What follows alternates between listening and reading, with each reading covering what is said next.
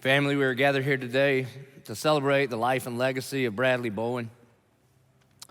Born June 7th, 1964, went to be with the Lord October 13th, 2021. This is gonna be tough. Ecclesiastes says this: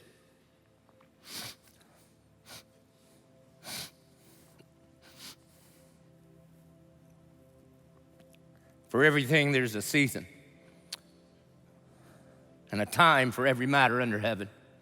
A time to be born and a time to die, a time to plant, a time to pluck up what is planted, a time to kill, a time to heal, a time to break down, a time to build up, a time to weep and a time to laugh, a time to mourn and a time to dance, a time to cast away stones and a time to gather stones together, a time to embrace and a time to refrain from embracing, a time to seek and a time to lose, a time to keep and a time to cast away, a time to tear and a time to sow, a time to keep silent and a time to speak, a time to love and a time to hate, a time for war and a time for peace. I think the reason God gives us this passage is just to remind us that emotions are a gift from God. There are no bad emotions. And God has given us these emotions to navigate this thing that we call life. And I'm just gonna tell you on behalf of the church, as a professional Christian, sometimes Christians say the dumbest things ever at times like this. Like, why are you sad? We know where he is. Well, of course. But there is a time to weep. And so today we're gonna weep. And I'll lead the way. And I don't even cry cool like some of you cool guys. I weep like a 7th grade girl that just watched The Notebook, if you understand what I mean. And we understand this from Jesus. In John chapter 11, Jesus gets the news that his friend is sick. The one that he loves is sick, named Lazarus. And Jesus lets the disciples know the reason that Lazarus is gonna go through this is for the glory of God. So Jesus already knows how that story is gonna end, that he's gonna call Lazarus out of the grave. And when he gets to Bethany, Martha, one of Lazarus' sisters, runs out to Jesus and says, Jesus, if you'd have just been here, my brother wouldn't have died. I've asked the same questions. God, what are you doing? You were using Brad in such a mighty way. We had so many plans. He wasn't finished building all of our churches yet. What are you doing? And Jesus says he will rise again. He says that on the day of the resurrection that he will rise. And Martha says, yeah, I get all that. And Jesus says, no, I don't think you understand. I am the resurrection and life. And anyone who believes in me will never die. And then Jesus sees his other sister, Mary. And in the shortest verse in the Bible says this: Jesus wept. You ever think about that? Why'd Jesus weep? Jesus knows what's gonna happen. He knows, 30 minutes, 45 minutes, I don't know how long he waited, that he was gonna stand in front of the tomb and say, Lazarus, come forth, and they were gonna see one of the greatest miracles ever. And we as believers know, because Bradley put his faith in Jesus Christ, that on the day that he breathed his last here, he breathed his next in heaven. And we know as believers that we will be reunited with the Lord and we'll get to see all of our friends and loved ones that know Christ again. But in the meantime, we weep like Jesus wept, because it's sad. And so in our time together, what we're going to do is we're gonna weep and we're gonna laugh and we're gonna sing and we're gonna tell stories, all to the glory of God and to honor Brad. And it's easy to honor a man that is dishonorable. Amen. So would you bow your head? Would you pray with me? Our good and gracious Heavenly Father, God, we love you more than anything because you love us first. God, I thank you for the friendship that you allowed me to have. God, I thank you for a life well lived.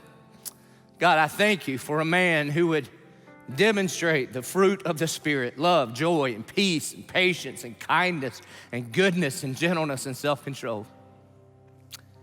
God, I thank you for the thousands of people that you use the hands and skills of this man to create environments where they would hear the good news about you and come to you.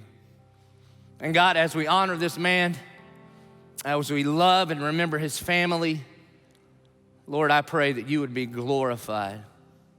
And Lord, we look forward to the day where we see how you are at work even in this thing for those that love you and are called according to your purpose. We pray it in Jesus' name. Amen. So would you please stand to your feet as we sing together. I'm going to lead us in a couple songs that were Brad's favorite songs to sing to the Lord.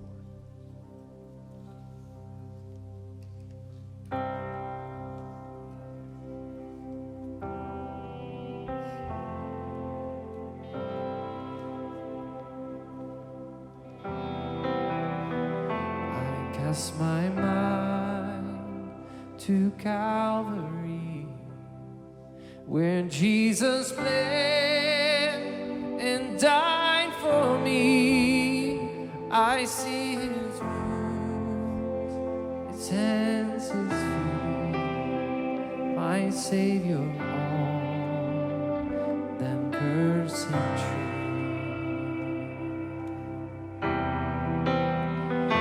His body bound and drenched in tears, they laid him down in Joseph's tomb, the entrance sealed by heavy stone. Messiah's dead, all alone.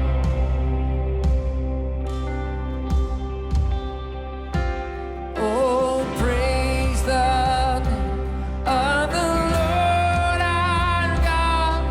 Oh, praise his name forevermore. For endless days we will sing your praise, oh Lord our God. And on the third and break of dawn, the Son of Heaven rose again. Oh, tremble dead, where is your sting? The angels roar for Christ the King.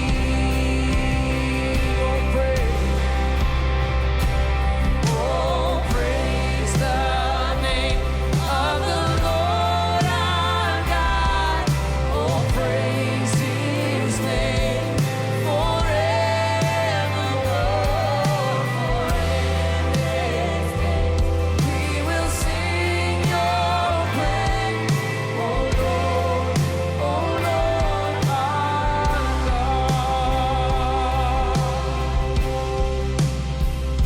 He shall return in robes of white. The blazing sun shall pierce the night, and we will rise among the saints, our gaze transfixed on Jesus' face.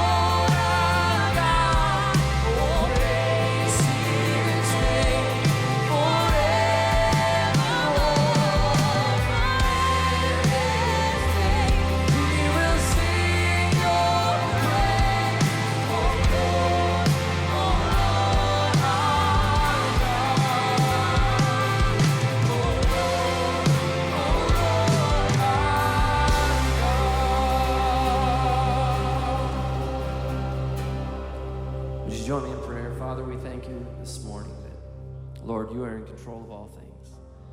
And God, we are here to honor you and, Lord, honor my friend Brad. May you be glorified above all things. In your name we pray. Amen. You can be seated.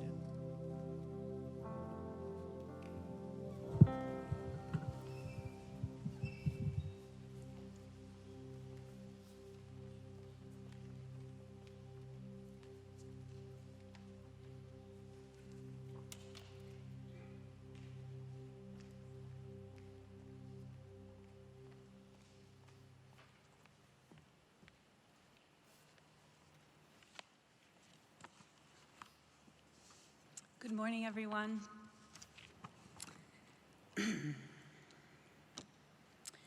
My brother would want us to be happy today. The one thing he always loved is for everyone to be together. Brad loved his family. He loved his friends as if they were family. He loved his coworkers, his colleagues, people in the field. And he would want us to be happy today, that we were all together. I know he is. I want to thank Pastor Joby for his beautiful opening remarks and acknowledging the beauty and the sorrow of today. Thanks to Pastor Ben for the uplifting music. It's been said that music is a ladder to the soul, so that upliftment helps us get through these tough times. I want to thank all of Brad's colleagues and close friends, the Church of 1122, for all of the kindness and accompaniment that you've given to my family as this long month of waiting has transpired. I want to thank you all for being here today as we celebrate Brad's life. My name is Lee, and Brad was my little big brother. If you knew Brad, you knew that Brad made everything better. He was a devoted son. He loved my mother, and you couldn't find two more devoted sons than she was blessed to have. He was my friend, my confidant, and my phone buddy. He was one of the few guys I knew that was actually really good on the phone. I will miss our many talks, our quick check-ins, and the ease of sharing our lives, which we did often. Brad was a best friend to many, for his wings were always spread wide, and his capacity for love and friendship was great. We could all just take a minute and imagine how large his wings are now. Brad had friends from all different walks of life, different times of his life. He kept those friendships throughout his life. And he treated each like they were the most important, because they were. Many of the memories that I have of Brad when we were kids aren't too different from the Brad that we all know now. I think Brad was born courageous and ready for adventure. His first words could have easily been, "Go, go, go." When he was 3 years old, some of my earliest memories are about the time he was 3. We just moved to Florida, and I pulled him out of our pool because he jumped in even though he couldn't yet swim. And around 3, I remember walking behind him as he was riding his tricycle down the sidewalk and around our block. And his spirit and determination were so much bigger than these little legs that were just pedaling and never stopping, because he was always going to be in step with his beloved big brother Kenny and the older kids on our neighborhood. Brad dug deep from his earliest days to do what it took to get where he wanted to go. Brad, Kenny, and I were always playful together, with our share of teasing, jeering, and fighting. Many of you know he loved a good, healthy competition. So to get one up on him as a sister was quite the challenge. One afternoon, though, he had fallen asleep on the couch, and he was about 14. And I managed to paint his fingernails my favorite color of polish.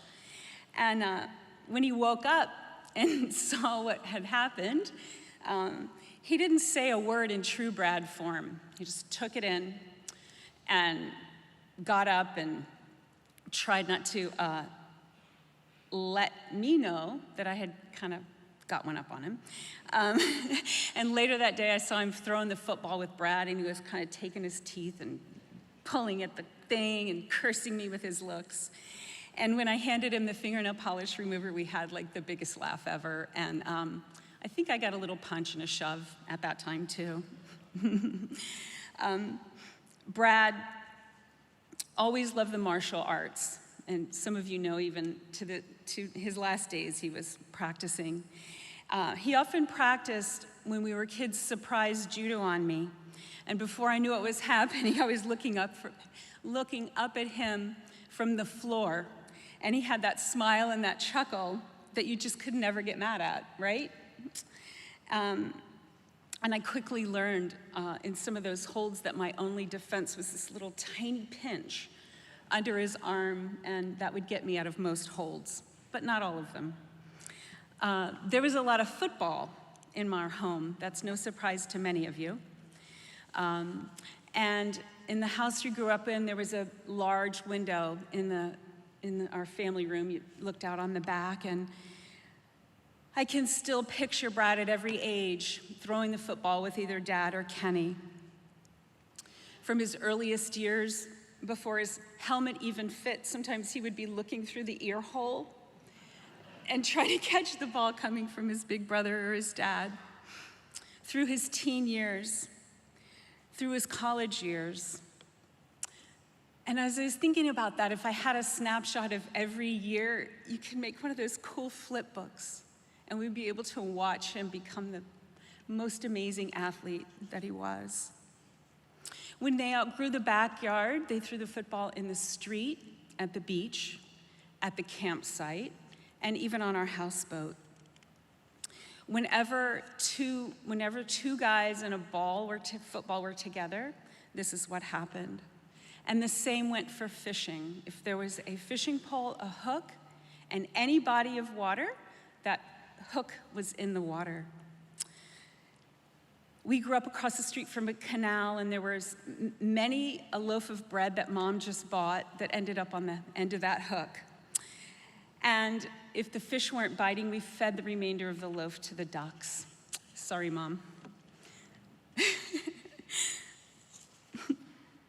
Brad made everything better. I can't look at you, Mom.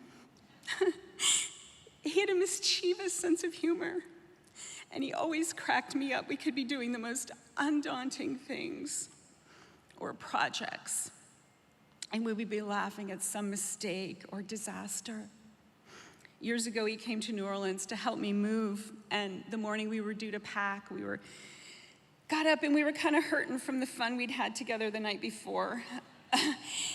But we managed to empty my apartment, and literally I had this Toyota Camry, and we just stuffed it, like literally stuffed it, and the car was so packed. We looked at it, we started stress laughing because we didn't know how we were gonna get this extra large body into this car because the seat was pulled all the way forward.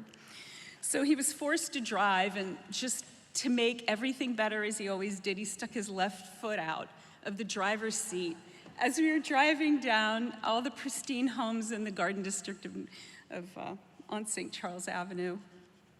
He was this way as an uncle, too, to my kids, and to many of your kids, he was like an uncle. For many consecutive years, my 3 kids and I would kind of land on his house, and we'd spend an entire month with him. And Brad was always on the ready for adventure landing, water park, mini golf, go-karts, and the competition never ended, even if you were 3. It still mattered.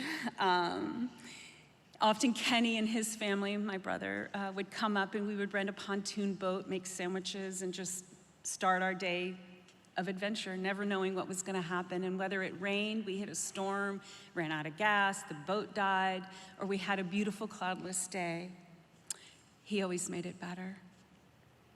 He once had my 2 little daughters. They were 5 and 7, and, we're from New York, so not so familiar with life with alligators. And he had seen one as they were on the jet ski together, all 3 of them, and Brad being Brad, instead of, kind of avoiding it and keeping them safe, he pointed it out and then began to drive right toward it, and laughing the whole time while they were clinging to him. And anyone who knows Brad has experienced him taking you right to that edge and laughing, making you laugh when normally you would be either angry or super annoyed. A few days after Brad's passing, I dug out a few letters we used to write to each other before the internet, of course, and found 2 that were written to me my first semester away from college. One was from Kenny, and Kenny was assuring me that nothing had changed at home, that the phone had just rang, Mom answered it, and Dad yelled out, if it's Brad, he has to be home by 10, and no, he cannot spend the night. Brad's letter, with his mischievous sense of humor, shared the exact opposite. He wrote in detail about how great it was I was away because he had taken over my bedroom. He had also taken over my bike and got new tires and new handlebars, and life was pretty good. But he quickly requested that I would write back because he didn't really like his new high school and was having trouble making friends, and that I should definitely come back for the Ted Nugent concert. Brad always signed his letters, "Love, Brad." Through all the fun and adventure,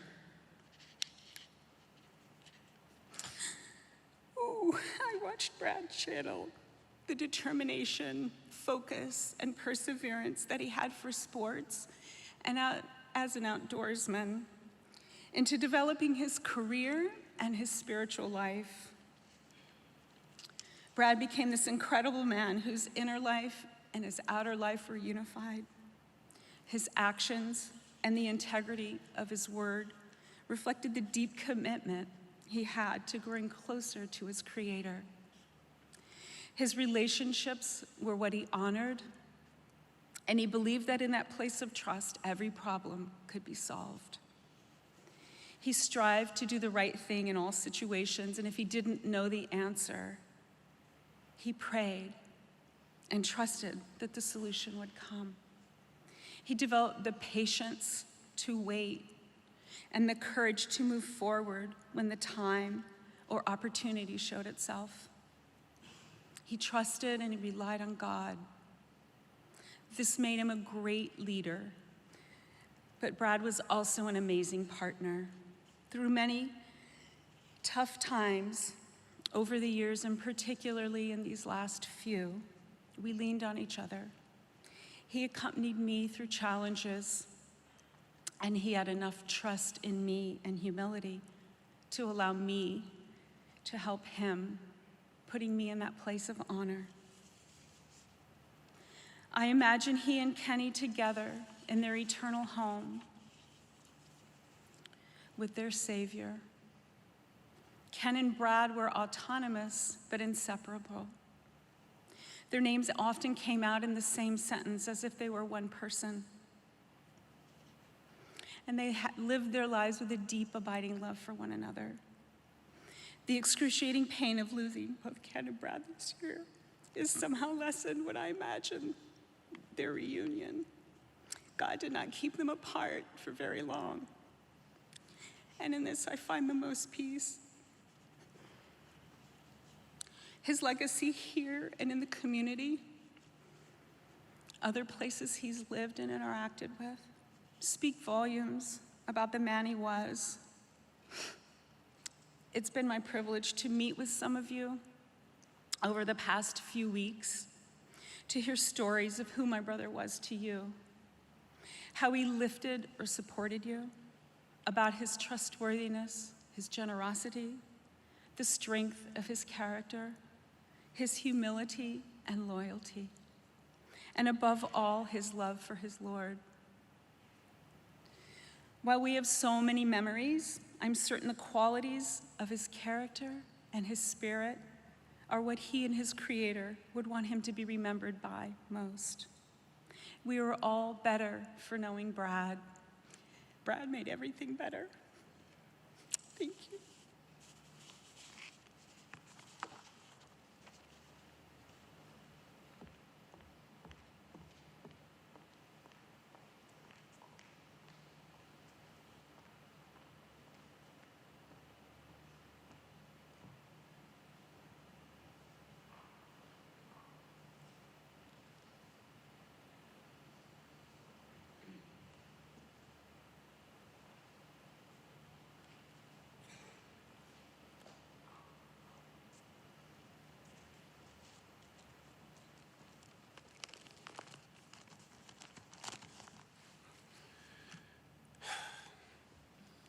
Jenny and Lee, thank you for allowing me the opportunity to stand here and talk about my friend Brad.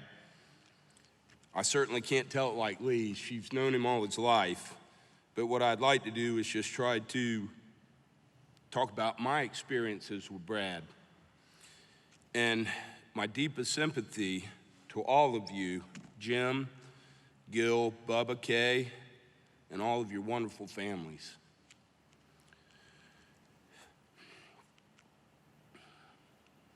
My name is John Richardson, and I've been a friend of Brad's for almost 39 years.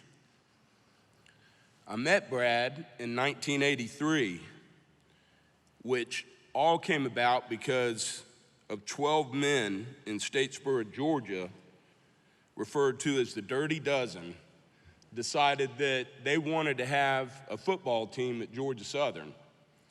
And they got together and they raised the money and they went and convinced Coach Irk Russell to leave the University of Georgia to build their football program in Statesboro.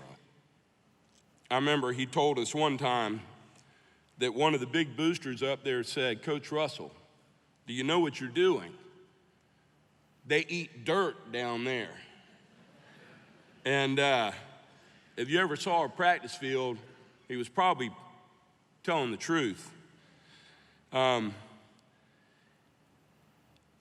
We had a lot of great times there. And Coach Russell built that football program with tremendous success in an extremely short period of time, with a lot of us here in this room today. Brad originally signed with Valley City State in North Dakota out of high school. The kid from Fort Lauderdale going to play football in North Dakota just didn't seem right. He told me one time that they made him take a winter survival class his first quarter up there so he wouldn't perish in his car if it ever got stuck in the snow.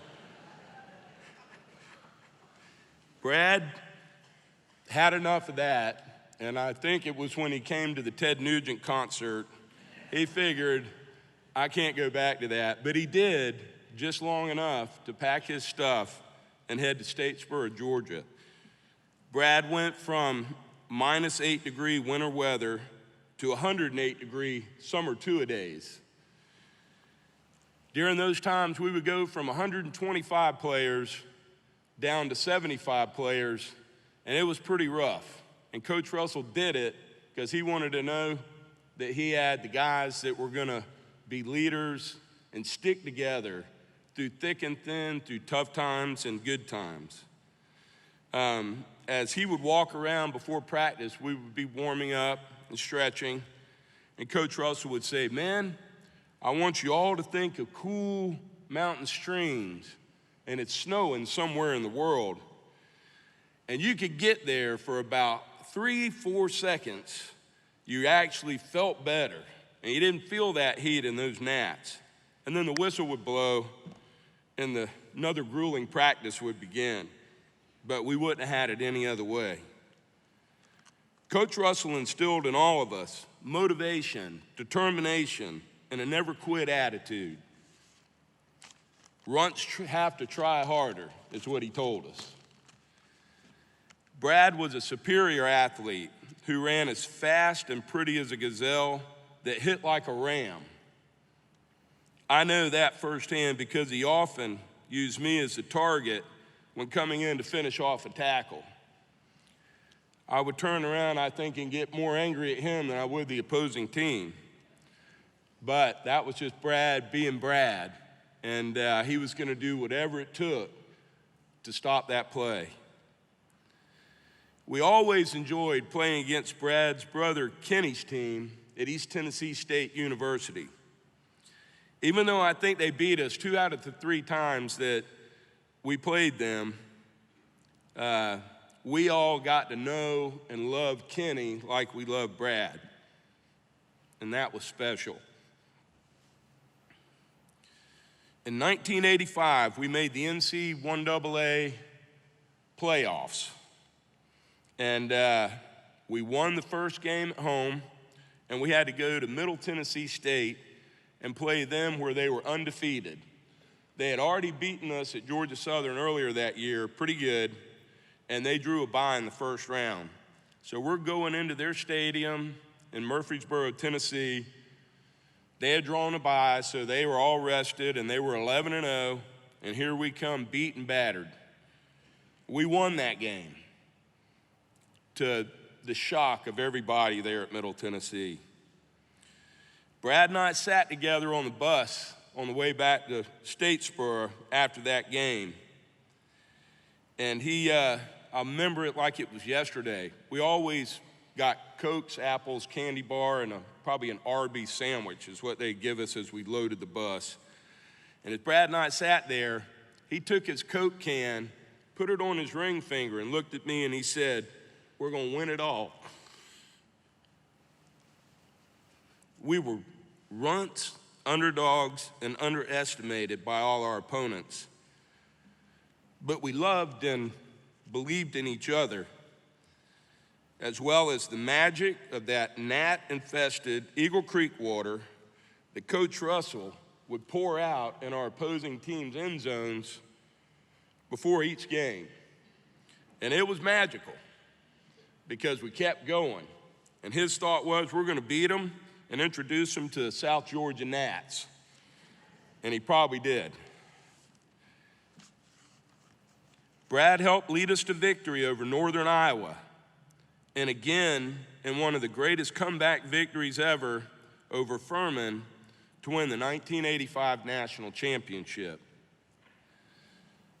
Brad helped lead the team again in 1986 for what was the first back-to-back national champions in 1AA football. Brad was a 2-time national champion.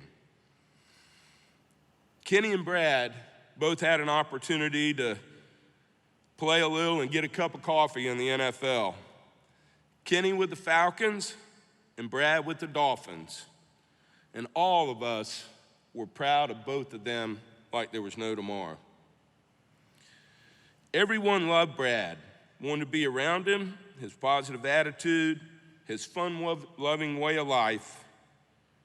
And for me, Stan, Hugo, Jay, Robert, and several other teammates from Jax, we were lucky that Jenny and Ed decided to move here and that Brad decided to make this his home too. Now we got to see our brother a lot, which was awesome.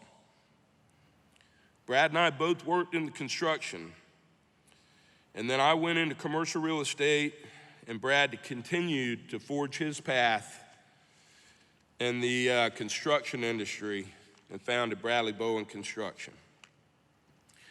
We continued to get together as much as possible. We would drive to Georgia Southern together, and Brad was usually a last-minute commit, as some of you know.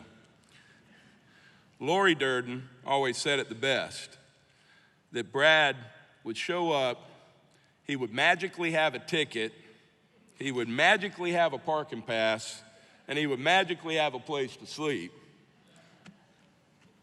This was all because he was loved and that we all wanted to be with him. Brad loved to hunt, fish, dive, and everything outdoors. Brad loved going to the Bahamas with Jimmy Flanagan and his family. I remember some years ago, Brad and I flew over there together, and everybody else was already there, and I don't know, I guess he and I had to work. But we got over there and landed at Walker's, and within 20 minutes, we were in our bathing suits and on that boat and getting ready to be in the water for our first dive. We went to a little cut where the current was swift, and there was no swimming against it. You had to go with it. So as we got in the water and we're swimming next to each other, looking for fish to shoot, Brad sees a small nurse shark swimming on the bottom. He looked at me, and I said no, but he didn't want to hear that, and he took off. And Brad swam down there, and as I'm, at this point, floating with the current, he's swimming with it, Brad reaches down to grab that shark by the tail, and the inevitable happened. That shark spun around, got tangled in his shirt, bit him 3 or 4 times in the stomach and ribs. I could hear him yelling through his snorkel the whole time. I was dying laughing. And Brad comes up, he lost his shaft, there's no going back to get it, and he's got a white t-shirt on with little blood spots. I was like, "Are you okay, brother?" He goes, "Yeah, he barely got me." But he was gonna do it his way for sure. We formed a hunting club in Emmanuel County, Georgia, with Robert Underwood, Tim Durden, Thomas Porter, and a lot of our other close friends. We had great times and strengthened our bonds and our relationships with one another, and it effectually became named the Love Shack. We moved on as we were all establishing our careers, but we continued to see each other as much as possible. I was blessed, and I loved that my sons grew up knowing Brad. They called him Big Brad and Uncle Brad, as Lee referred to. Kyle and Austin loved Big Brad, and he was Austin's godfather. Brad would always find time to come see some of their Little League and high school games and cheer them on like a dad. Then the financial crisis hit. 2009 to 2011 were tough for many of us. I was going through a divorce, and Brad opened his doors for me. I moved in with him, and that strengthened our bond as well. We both lost about all our money, but we had each other and our faith that all would get better. We became very close during those tough times. Every day, we kept each other upbeat and positive with words from Coach Russell, such as, "It's just another day in which to excel and just do right." Brad was very involved in his church, which then became the Church of 1122. Brad would tell me about his Pastor Joby and how he was strengthening his faith. He treasured his relationship with Joby, and he admired all the great people he met through this church. God was truly with Brad and helped him build his business. He never lost faith. Brad and I prayed a lot together, and his determination to succeed was like none other that I'd ever seen before, and it kept me motivated to do the same during those times. Again, Brad never lost his faith. Brad had a chocolate lab that some of you may have known named Abaco. He loved the Bahamas so much, he named the dog after him. He loved Abaco. He was traveling a lot then, so he decided to put my cell number on Abaco's collar along with his. I don't know what people may have thought of us, but there were 2 numbers.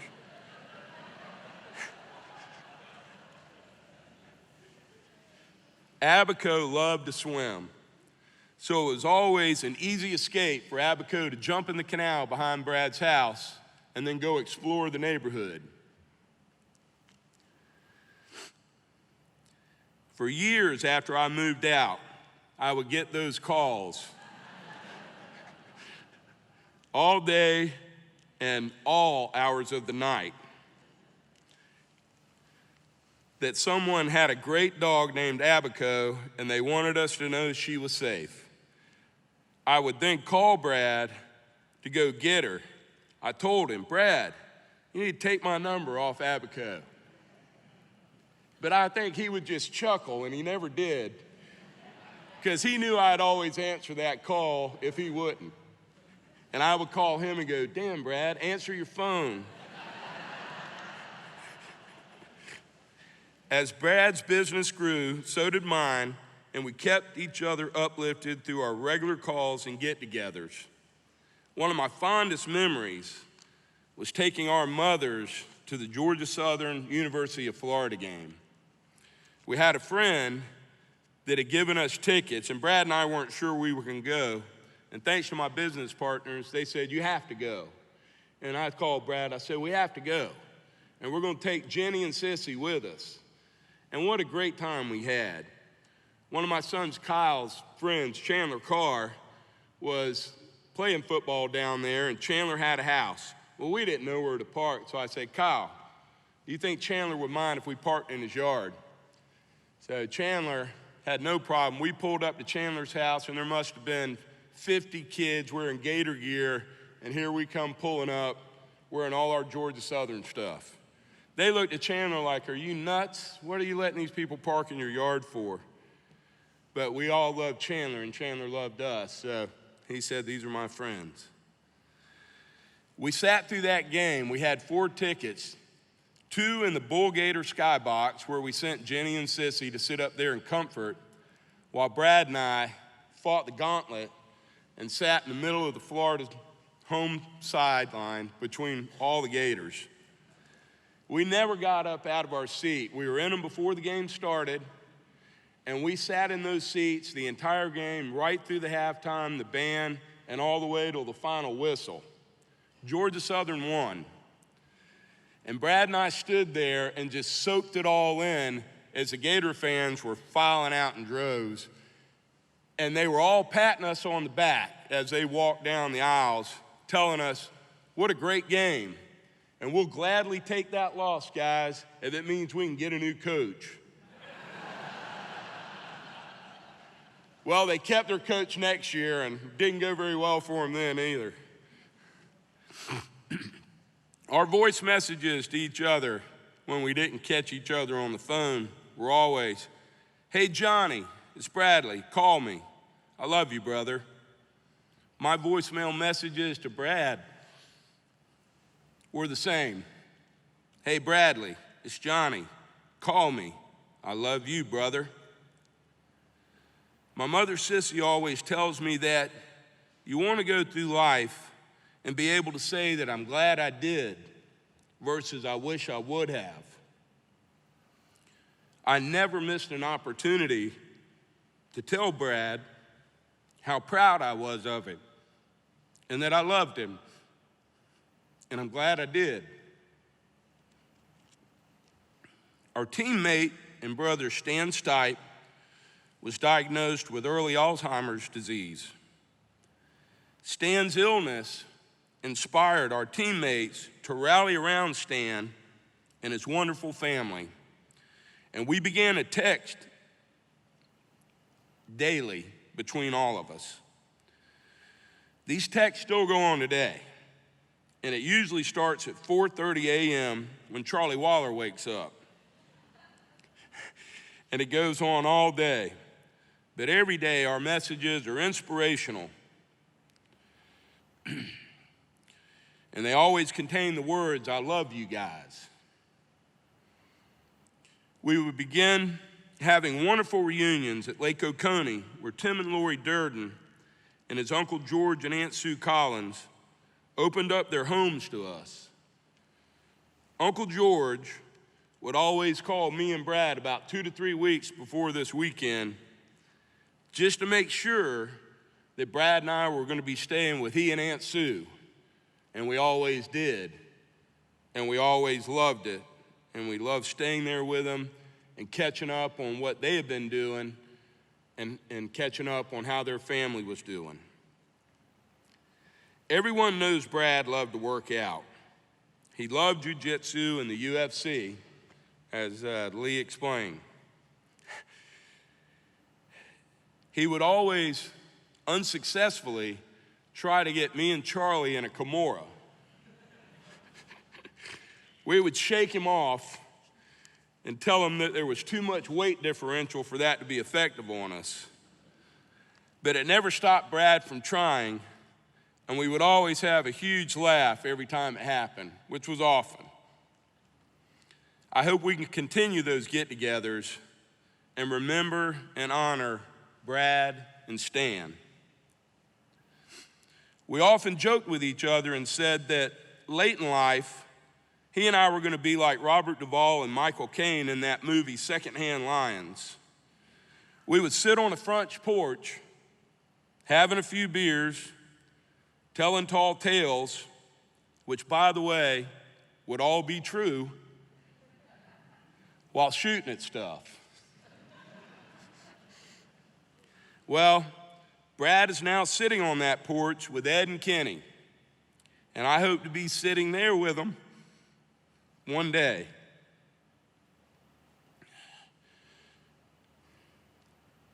Brad loved all of us unconditionally.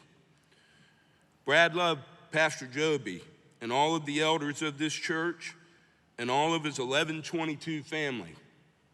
And thank you for loving on Brad. Brad loved Linda and all of his Bowen Construction family. Without you, it wouldn't have been possible. Most of all, Brad loved his family, and Brad loved God.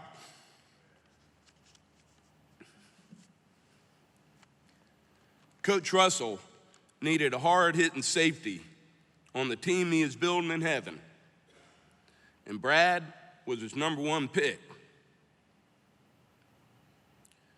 I could stand here a long time and talk about my friend,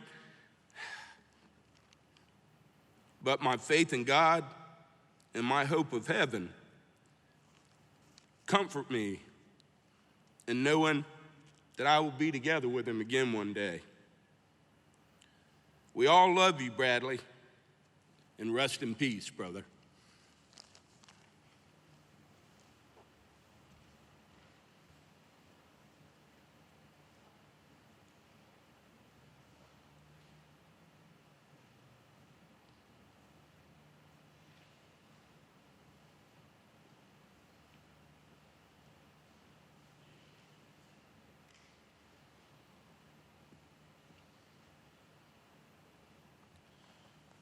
Thank you, Lee, for those words, and John.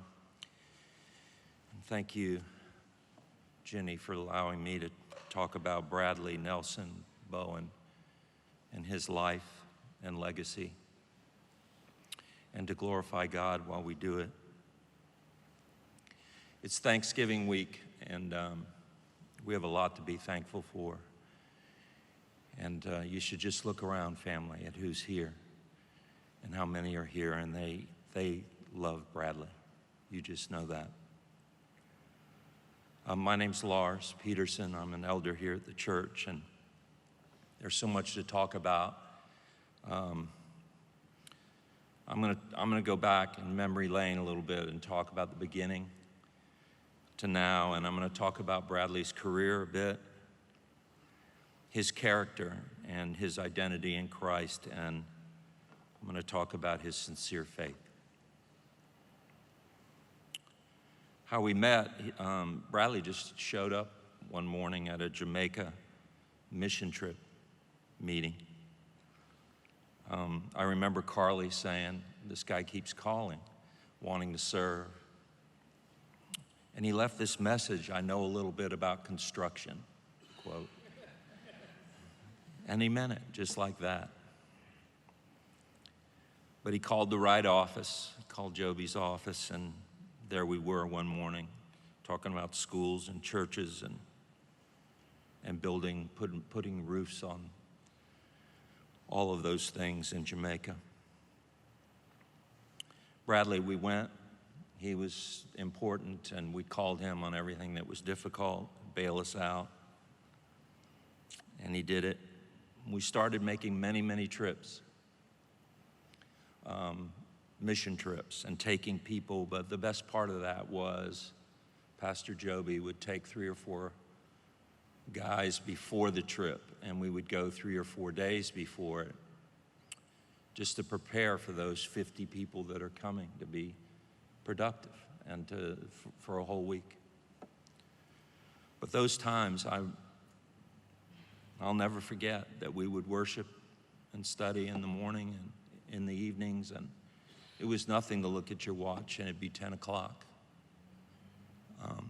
And we're still doing devotionals. And it was intentional from Joby. On the first trip, I think it was 2009, it could have been 2010, Joby baptized 2 great men in that trip, Dr. Doug Gessner and Bradley Nelson Bowen. And it changed their lives and all of our lives. And I'll talk more about that later. It was Pastor Joby and Gretchen's vision that this would be about family. We do life together. Bradley was a part of it. We do church and life and missions and more. We would just hang out. I got to learn what hangout meant. I didn't know that from the business world, but we hung out. Brad was on that crew. As a general contractor, John talked about that. He had great experience building all kinds and sizes of buildings. Founded his own company, Bowen Construction. And all that went great until the recession and depression slowed real estate down to a halt.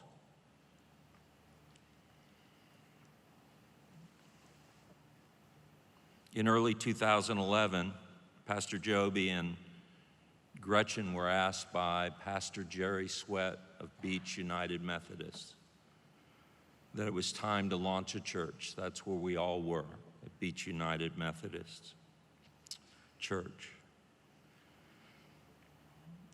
And Joby and Gretchen called a meeting at our home, and there were 7 families at that meeting, and it was simply, Joby preached a little bit and then asked, are we all in to launch this Church of 1122?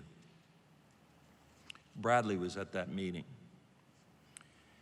or at that he was at that meeting and in our home, and I know now the reason. Joby just knew. He just knew that Brad would always be a part. So it was on.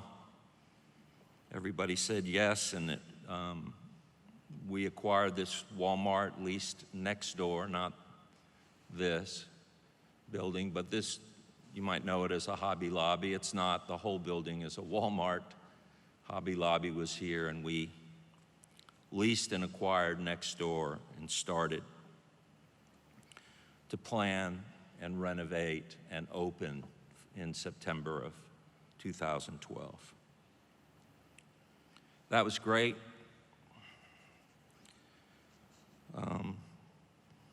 Except for one problem.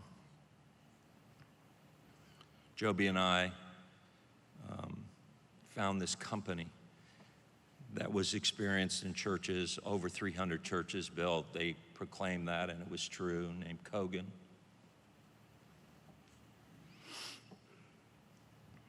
And we decided to use them in launching the church. So I got to tell Brad about that, a general contractor, and we're going to hire Kogan to do the building of that church. I think I got the longest stare I've ever gotten in my life, because it was 2011. And let's just say a lot wasn't coming in. But I got to tell Bradley about elder pay. I don't have time to tell you about elder pay, but you can figure it out. Brad did a super job, knocked it out of the park, represented us as a supervisor. That's what we had him do. He really helped Kogan also renovate the church next door. And what we learned, though, and the reason I'm telling you this, is we learned Bradley would be a fiduciary and an armor bearer for us, that he put the church first and that it would all be about the kingdom. And we learned that in that job. Church opened in September of 12. 3,364 folks came to church that day. We didn't quite expect that many. And after 4 months, Pastor Joby, January, said, press the button. We've got to expand the church. And phase 2 was launched 4 months after in January. And it was called Restore as an initiative. And Bowen Construction was off and running again. And now it's been eight campuses, Hope's Closet, and more. Bradley has been responsible for every campus renovation and building since the beginning. The most important thing, Bradley never thought it was about the buildings. As we were taught from Scripture here in this church, the buildings are not what's important. And they're not the point. It's what goes on inside, that people would find Jesus here and come to know him deeply. And Bradley knew that in his heart. It's what made him different. That said, let me just share a little about Bradley's world. I need to do that, about what he did. And I'll talk about this building and doing that. 3 years of planning, a year and a half of planning, and a year and a half of construction to build this worship center and renovate next door. You heard me talk about roofs in Jamaica. He took the roof off of this building that you're sitting in. It wasn't this high, it was 20 foot high.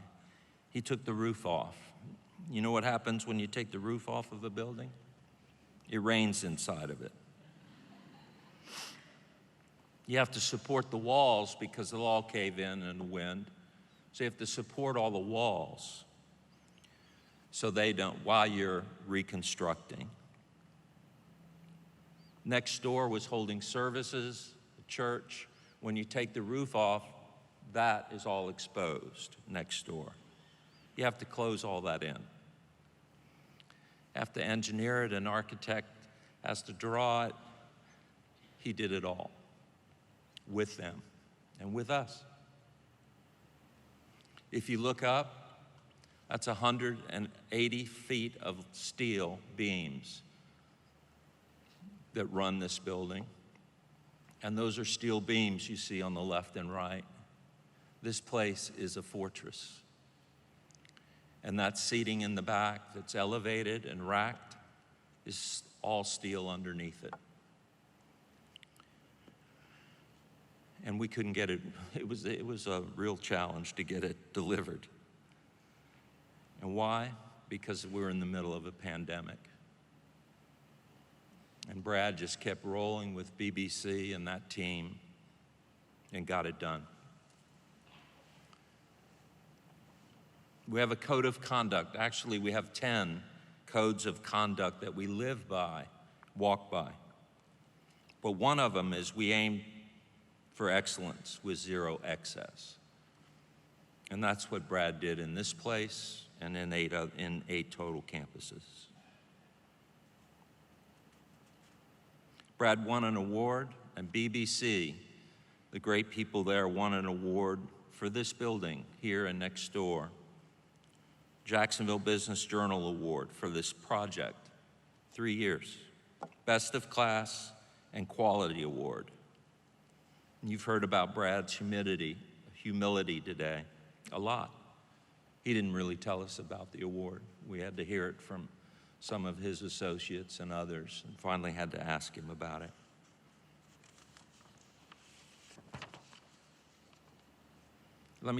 I need a little laugh here. Let me just sum it up by saying, if there's a hurricane, we want to be in this place. And if you're one of those that go to Lake City and Valdosta and Gainesville for hurricanes, all the hurricanes go through the center of the state.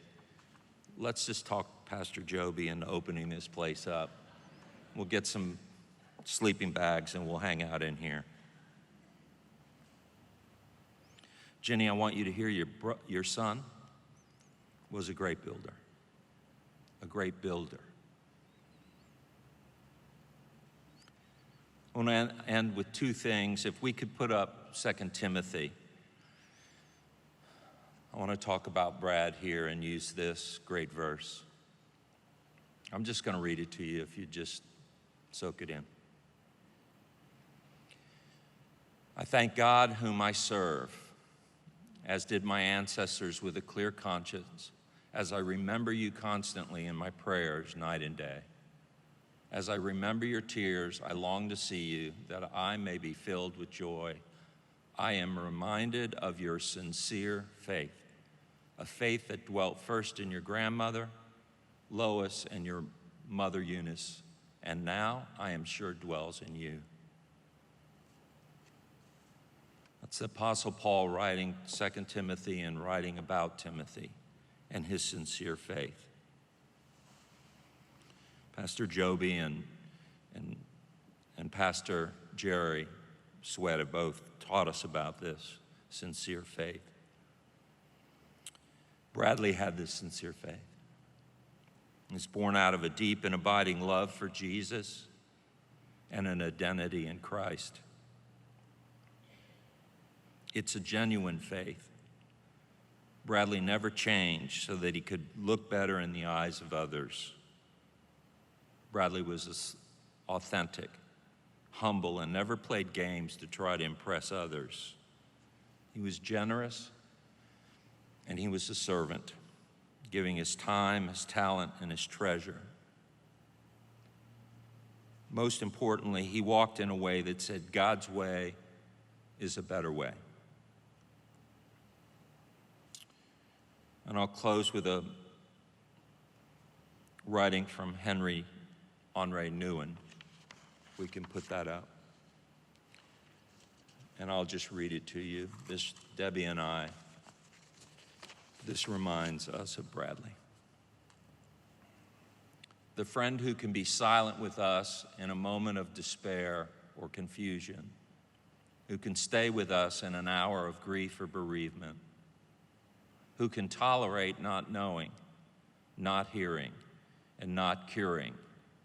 That is a friend who cares. Thank you very much.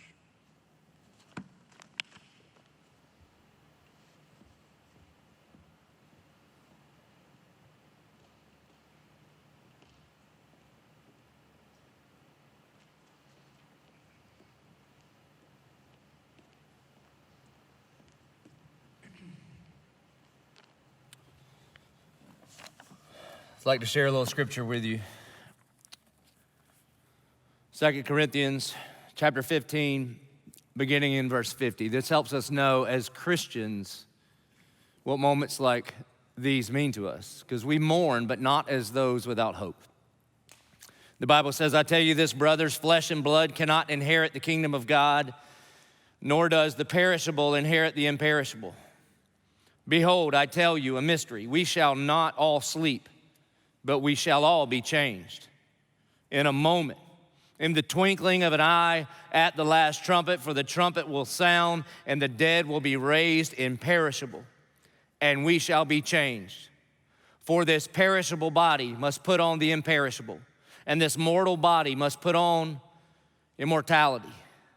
When the perishable puts on the imperishable, and the mortal puts on immortality, then shall come to pass the saying that is written, death is swallowed up in victory. O death, where is your victory? O death, where is your sting? The sting of death is sin, and the power of sin is the law. But thanks be to God who gives us the victory through our Lord Jesus Christ. Brad Bowen knows that victory. He knows it well. I think a lot of us claim Brad as a best friend. I don't know if I was his best friend, but he was mine because he was the best. Right, Georgia Southern boys? Brad loved big. Lee, you're right. He just wanted to be at the party. He was never on time, ever. Miss Jenny said, Bradley, you're gonna be late to your own funeral. And he was, 6 weeks. And he'd always show up to my house. Our little crew hangs out together all the time. And Deb would tell Bradley, the party starts at 6. It actually started at 8, but she wanted him to get there early. He'd get there about 9:30. He'd always show up to the same thing, every time. He'd have chicken wings from Publix and a case of Miller Lite. I don't even think he liked Miller Lite, but Petey decided that's what we're drinking, so that's what he decided we're all drinking for the rest of our lives, I guess. And so that's how we'd show it up. My kids called him Big Bad Brad. And he was awesome, man. He loved this church. Miss Jenny loved you. Never seen you sit on the front row. Miss Jenny sits right back there, 7 rows back. She sits in one seat, and then Big Brad would sit right there. You folks at BBC, he loved y'all. Again, you Georgia Southern guys, he loved y'all. Here's what's crazy. Gretchen and I are sitting over here. We knew he played. We didn't know he was as good as he is until we saw the video that Gil put together. I didn't know he had an NFL run because he never talked about what he did. He talked about y'all. Talked about how much he loved y'all. And I spent a lot of time with him. And I'm going to tell you, his last few weeks, he was with me, but they were real good weeks. We were in Colorado for a week, hunting elk, and he killed an elk of a lifetime. We went to Scotland together. Mr. Jim, he loved you, and Mr. Jim's a real fancy Scottish golfer guy, and he got us on one of those fancy courses, and Brad was so nervous. I'd never seen him so tight in his life. He was so nervous, shanked one off the first tee, said, can I get a mulligan? Mr. Jim said, in Scotland, we call a mulligan 3 off the tee, okay? So Bradley shot a 77 to just impress you. It was great. Then he hiked those hills in Scotland. We were chasing after red stag. And he stepped from this life into eternity. One time, years ago, 5 or 6 years ago probably, maybe a little longer, after a bunch of mission trips, I met Bradley in the back of a 1122 service. He had on a real tree camo hunting jacket, so I thought, I probably like this guy, and so I started talking to him. And he said he was a general contractor, and I said, well, cool, I need your help. I have a tend to overcommit on building projects. So I had committed to build churches and schools and hospitals in Jamaica. I can't build nothing. I'm a preacher, you know what I'm saying? So when we met Bradley, he comes with me, we get it all done. We do it for about a decade. It's pretty awesome. And one day we're going hunting, and I lean over to Bradley in the truck. It's like 4 o'clock in the morning, heading to Woodbine. I'm like, Bradley, help me understand something, bro. How is a dude like you single? I mean, you're good looking, you're smart, you're funny, you love the Lord, and now you build all of our churches, so you got plenty of money. How is a guy like you single all of these years? And he thought for a minute, and he looked at me, and he said, honestly, bro, it was a lot of fun till I met you. That's what he said. That's a fact, man. Here's why I share that. Ultimately, what he was saying, Jesus Christ radically changed the life of Brad Bowen. I mean, he was always a great dude and a good son and very adventurous and a great teammate. But I'm telling you, when he met Jesus, I was there when he surrendered his life to the lordship of Jesus Christ. And I asked him, Bradley, who is Jesus Christ to you? And in front of a whole bunch of us in the waters of Jamaica, he declared, Jesus Christ is my Lord and Savior. And I dunked him as my brother in the name of the Father, the Son, and the Holy Spirit. And he came out and he lived a different life. Amen. And his whole life was committed to Jesus. If you knew Brad, he wanted you to know Jesus. That's it. We would talk about it all the time. He would say, Joby, I got some family members I'm gonna be with, and I'm not sure where they're at with the Lord. How do I talk about it? He would talk about you football players all the time. He'd say, all right, I'm hunting with some of them, and some of them don't know the Lord. Help me. How do I do this? And I'd say, bro, just be you, man. Just be you. He dedicated his whole life to create the kind of environments that you're sitting in right now so that people could discover and deepen a relationship with Jesus Christ. That's what his entire life was about. In fact, Miss Jenny, I just want you to see this. If you, or one of what we call around here, your one mores, somebody that you were praying for to meet Christ, if any of those folks, if you or somebody you know has met Jesus in one of the seats at any of our campuses that Bradley built, would you just raise your hand? I'm raising mine. Would you raise them real high? Miss Jenny, would you just look around at the hands raised? That's the life and legacy of Brad Bowen. Amen? Amen.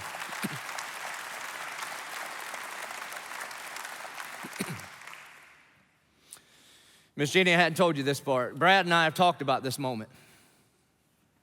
We talked about our funerals.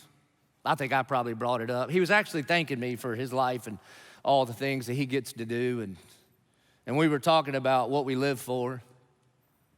And that we just wanted to live our lives for the sake of the good news of the gospel of Jesus Christ. And I was talking about my funeral. I don't know who will do it, but somebody will. And I said, well, just run videos of me sharing the gospel and invite people to come to Christ. Because it's not about a big church, and it's not how many people listen. It's just about that one more person coming to Christ. And I said, well, what about you? He goes, I don't know, I guess run videos of you sharing the gospel.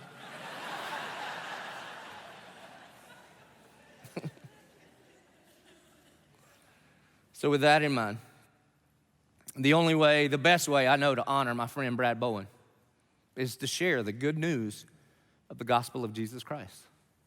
Because I'm telling you, it's what he spent his whole life for. And if he was here and he had one more message for you, that's what it would be. Do you know Jesus? In John chapter 14, Jesus says this, let not your hearts be troubled. This is just after Jesus has told the disciples, they've shared communion together, the Lord's Supper, and then he's shared the gospel with them. Jesus had shared with the disciples that he is going to be arrested, tried, convicted, that he's going to be crucified for the forgiveness of our sin, that every single one of us are created as image bearers of a holy God, and every single one of us have fallen short of the glory of God. And because God is holy and just, all sin must be paid for. Because God is merciful, he delays the payment. And because of God's grace, he makes the payment on our behalf. This is what Jesus has just explained to the disciples, and they're a little troubled because he's saying he's going away. And so he says, let not your hearts be troubled. Believe in God, believe also in me. In my Father's house are many rooms. If it were not so, would I have told you that I go to prepare a place for you? And if I go and prepare a place for you, I will come again and will take you to myself, that where I am, you may also be. And you know the way to where I am going. And Thomas said to him, Lord, we do not know where you are going. How can we know the way? And Jesus said to him, I am the way, the truth, and the life. No one comes to the Father except through me. Jesus here explains to Thomas and explains to us that there is only one way to be made right with God, and that was Jesus came on our behalf on a rescue mission to demonstrate God's love for us. And he goes to the cross and he pays the debt that we could never pay and that he did not owe. And he did that on our behalf, that whoever would believe that when Jesus died on the cross, somehow that counted for me, then Christ's righteous life, Christ's right standing with the Father would be counted or credited to us. Again, for whoever would believe. And then on the third day, when Jesus Christ was resurrected from the grave, that he was the firstborn from among the dead, like the prototype, that he went first, that whoever would put their faith in Christ, that we too would be resurrected to a newness of life in him. That's what Brad believed. That's what I believe. That's what Bradley would want you to believe. I want to ask you, in honor of my friend who lived his life to lead one more person to Jesus Christ, is there one here who has never surrendered their life to the Lordship of Jesus Christ.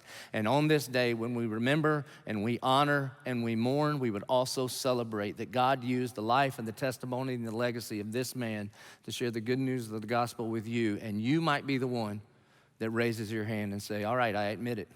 I'm a sinner in need of a Savior. I believe when Christ died on the cross, that counted for me. And today could be the day that you confess Jesus Christ as your Lord.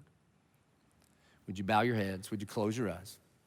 And I would like to give you that opportunity. If you've never put your faith in Jesus Christ, and right now, maybe you've heard that Christ died on the cross for you, but you have never trusted Christ as your Savior. Right now, in this moment, if you're ready to admit it, I'm a sinner in need of a Savior. I believe when Christ died on the cross, somehow that counted for me, and right now I am ready to confess Jesus Christ as my Lord and Savior. Would you lift your hand high where you are and say, Father, here I am. Save me. Our good and gracious Heavenly Father, Lord, I thank you and I praise you for your Son, Jesus Christ, who would love each and every one of us enough that he would come on a rescue mission and demonstrate his love for us at the cross. God, I thank you for putting Brad Bowen in my life. I thank you for the friendship. I thank you for his faith. I thank you for his character. I thank you for his heart and his humility. But above all, I thank you that you chased him down. You redeemed him, you renewed him, you rescued him. You adopted him and you called him your son. And Lord, we thank you that for all who believe, you promised to send the Holy Spirit, the Comforter, to give us a peace that transcends all understanding. And God, even when it doesn't feel like it based on our circumstances, we thank you that we can know that we know that we know, because of the good news of the gospel, Christ's blood poured out at the cross, that you are good, that all our life you've been faithful, and that you are good. We pray this in the strong name of our Lord and Savior, Jesus Christ. Amen. Would you please stand as we close with a song?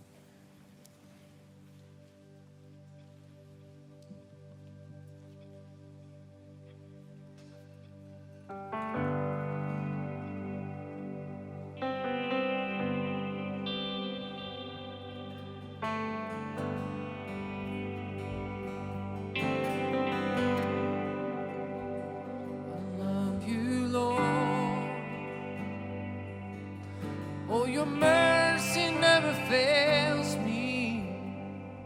All my days I've been held in your hand. The moment that I wake up till I lay my head, I will sing the goodness of God.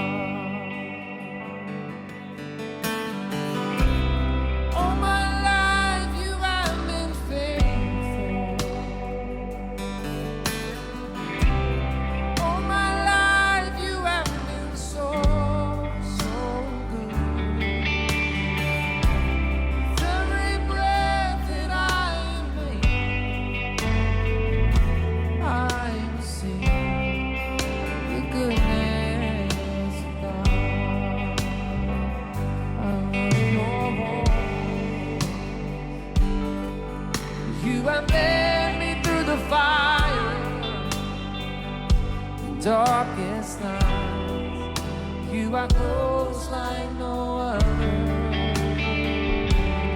Known you as a father, known you as a friend. I have lived the goodness of God.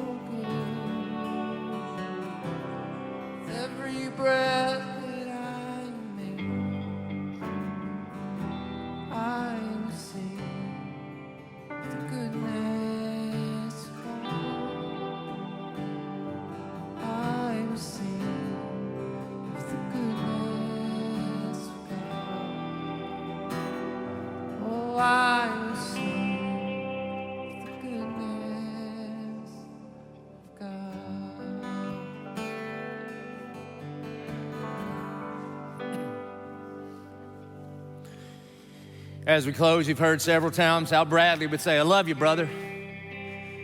We're family around here, so as we pray, I want you to reach out and grab somebody by the shoulder, maybe put your arm around their neck, something like that. That's what he would want. And would you join me in prayer? Our good and gracious Heavenly Father, you are a good, good God. God, we know that your ways are not our ways, that you are so far beyond us, but we know that you are good because you sent your Son to demonstrate it.